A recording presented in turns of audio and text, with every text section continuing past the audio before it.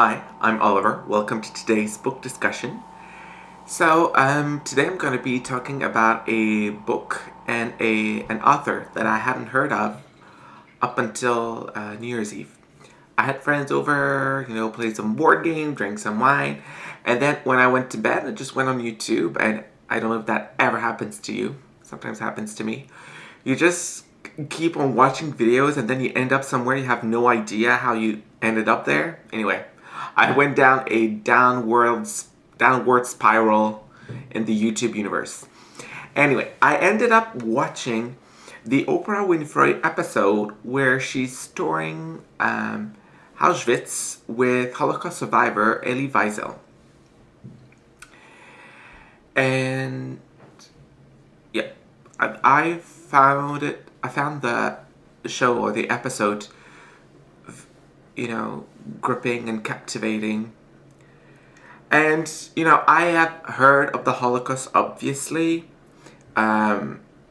We see it in school, though mostly through the political point of view, with World War II, etc. I've certainly watched movies or any entertainment media, or through the arts. I have certainly encountered the Holocaust. I mean, Schindler's List as a movie, La Vita e Bella as a movie as well.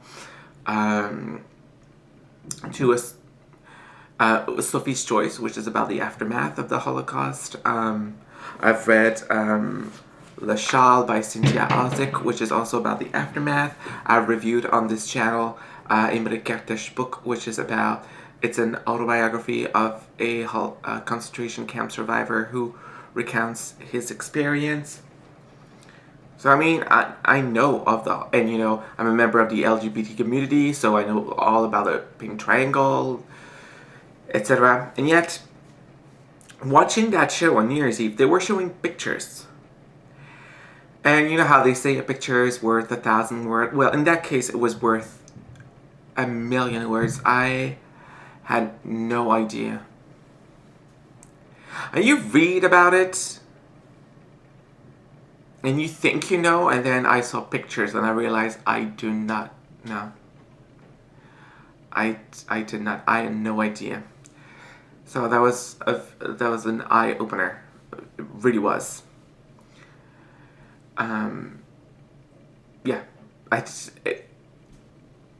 It just magnified even more the trauma of going through the Holocaust times 100,000,000 times. So, watching the pictures come on screen, I was listening to Mr. Wiesel being interviewed by Miss Winfrey, and I liked him. I liked his persona. I liked how articulated he was about the experience. And throughout the show, they were also reading passage from the book. So I discovered, he's an author, so I should check it out. So I checked it out, and he's written many novels. The one he's most known for is the one called Night, which was what was being read through the Oprah Winfrey episode. And, browsing around on the internet and on the chapter's website, I found out that there's a thing called the Night Trilogy, which is 3 novels into one. So Night, Dawn, and Day. It was $20. So I was like, so it's $20 for 3 novels. So it's a good deal. So I'm going to buy a paper copy out of it. And the author is a winner of the Nobel Peace Prize.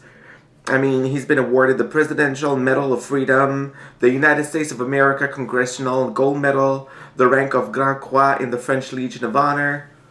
So I was like, okay, I already knew that I had to read the book, but reading through all this, it's like, okay, it clearly had an impact, or it's a work of significance. Let me get to it. So, the 3 novels in question, the first one, Night, is his account of his experience in the Auschwitz and Buchenwald concentration camp. And then Dawn and Day are fiction pieces. about the aftermath of going through the Holocaust. And I thought that, reading this, Night, Dawn, Day, I thought it would maybe be well, maybe not uplifting, because really what can be uplifting about the Holocaust, but I thought maybe it was a journey from darkness to light, or from like a journey from anger to peace or something. But no, not really. It really is all of them grapple with the everlasting effect of going through such trauma. So the first novel, Night, is to me the most powerful. It is written in a very dry matter-of-factly, and like I said, I've especially Imre Kertész. I mean, that's a first point of view account, and yet, while reading this, it felt like for the first time, or maybe it's because I've just seen pictures, I don't know, but reading this for the first time, it feels like you're there. It really does feel like you're there. And you might think, why would I want to put myself through this? Because yes, it's a very grueling read. And yet it's rewarding in a way, because I don't know, it might be sentimental or anything, but I don't know, I feel, yes, it's schmaltzy, but I feel like reading this and sharing with the pain of Mr. Wiesel, it feels like you're taking the burden of the pain that he's probably carrying around. Does that make sense? And it still is, to some degree, an account of the unbreakable nature of the human spirit. I mean, that's a very big, weird concept, but yeah, like, you can bend it, but in his case, it did not break, and it's admirable. And the whole point of retelling tales like that is to never forget, so that history does not repeat itself. So I would pick it up. Yeah, just pick it up. And I would say the Night trilogy is great, but like I said, since it's 3 novels that have been individually published, I would really pick up Night. Read Night. That's the one to read. It really is. Really is the one to read. So Dawn and Day are interesting so they're fiction novels, and they're more esoteric and spiritual, and a lot more about the questions of death and religion and the existence of a higher power and the everlasting effect of the Holocaust. So Dawn is the story of a Holocaust survivor who is drawn into the Israelo-Palestine conflict of the 80s? And he basically turns into a killing machine, avenging the killing of the Jews during the Holocaust and throughout history, actually. And it was interesting that, so it was basically asking the question, is vengeance the answer? Does the weight of the guilt, does the guilt that he will carry from then on, will it overweight the anger that he felt towards people under whom he feel repressed? So it's sort of the martyr turned tyrant fable.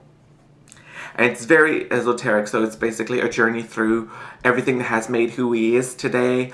Like, how did he end up like that? So it's great.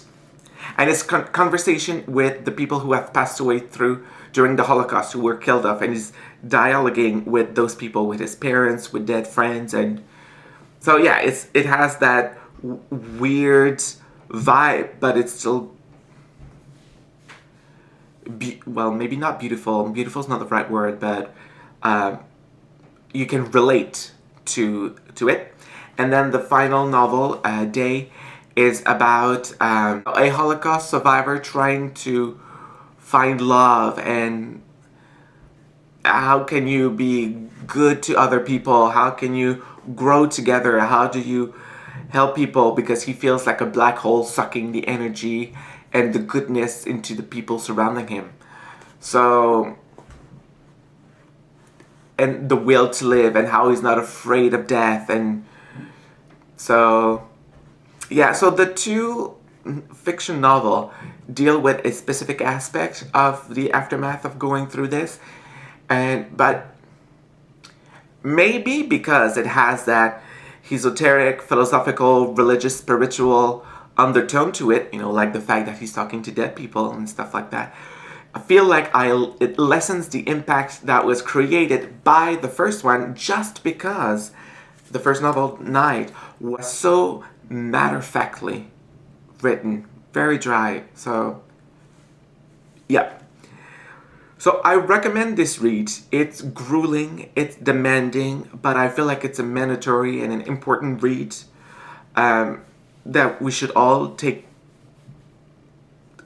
engage with it. I have one complaint and one question. The complaint, it's the question of authors writing preface. There's a preface before each novel. Each of them are so spoilery in what they talk about. And for example, the preface for the first novel, the author basically talks about, the first draft of the script went like that, and then through my editor, I had to change it like this and like that. I don't want to know how it went from A to B. Let me read the novel so that then I can appreciate what you went through to have it published. So it goes a little bit like this for each novel, and it's very spoilery. So I thought that this was a mishap. It should not be a preface. It should come after the novel, like an acknowledgement or a note from the author or something. So that kind of bugged me. And it's a re-edition. And this is the thing. When you re-edit something, do you feel like they should change the material? Because this book, is from the 60s. I mean, we're 50 years after the publication of this book. Should it be changed? I'm only saying this because in the Night novel, he talks at one point how some little boys in the concentration camp, the ones who were pretty, were being taken aside because, as he had learned afterwards, homosexual liked to pleasure themselves with little boys. Well, when he had written the book, maybe that was accepted, but I feel like in 2012, first of all, homosexuals do not have sex with little kids. Pedophiles do. So should they have changed the word homosexual for pedophiles? Should they have put like a little asterisk or something, like with a little footnote at the bottom saying, in the original text, this is what was said, but as it has come to light throughout the years, they were not in fact, So, yep. So just a little note, but that did not hinder the rest of the reading. It was something I passed upon. It's like, really? And then moved along. What do you think? What do you think? Should they have changed it? But in general, should they change when they read it? Novels? That made me think about that. So, did you read either the Night Trilogy or one of the 3 individual novels? What did you think? Why do you think it's important to read this type of novels? Do you relate with what I said? I want to know, what do you think?